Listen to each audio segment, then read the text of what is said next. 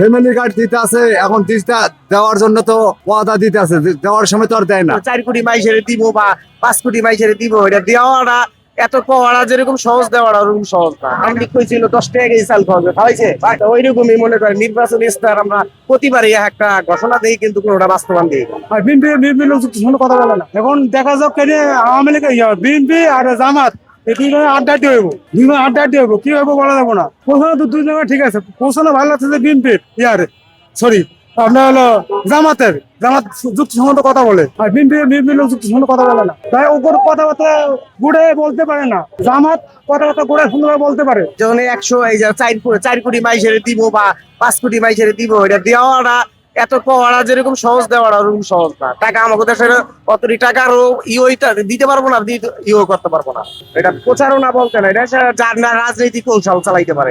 এটা কোনো ইহের কৌশল দিতে পারে। এটা কিন্তু আমার কাছে এটা গ্রহণযোগ্য। এই যে আওয়ামী লীগ কইছিল 10 টাকা কেজি চাল খাওয়াবে, খাওয়াইছে খাওয়াইছে তো ওইরকমই মনে করেন নির্বাচন ইস্তার আমরা প্রতিবারই একটা ঘোষণা দিই, কিন্তু কোনোটা বাস্তবায়ন দিই না। এখন মানুষ তো জামাতেরই প্রচারণা করছে, যে বিএনপি যদি যায় তো আপনার দেশ অন্যরকম হইতে পারে, জামাত গেলে ভালো হইতে পারে। যেহেতু একে কোনোদিন দেখিনি, একে দেখতে চাই মানুষে। আমার তো মনে হয় জামাত ইসলাম জনতা বেশি, জামাত ইসলাম নির্বাচনে পাশ করার খুব আশঙ্কা আছে। ফ্যামিলি কার্ড দিতে আছে, এখন দিতে দেওয়ার জন্য তো ওয়াদা দিতে আছে, দেওয়ার সময় তো আর দেয় না।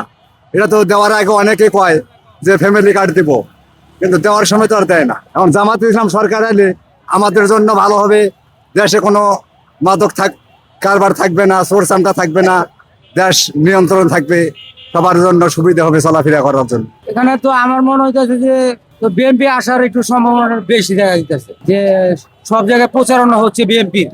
এখন বলা যায় না যে নির্বাচন আগ পর্যন্ত মানে গণনার পরে এটা ফায়সালা হওয়া যাবে যে মানে কে যেতে আর কে এই করে।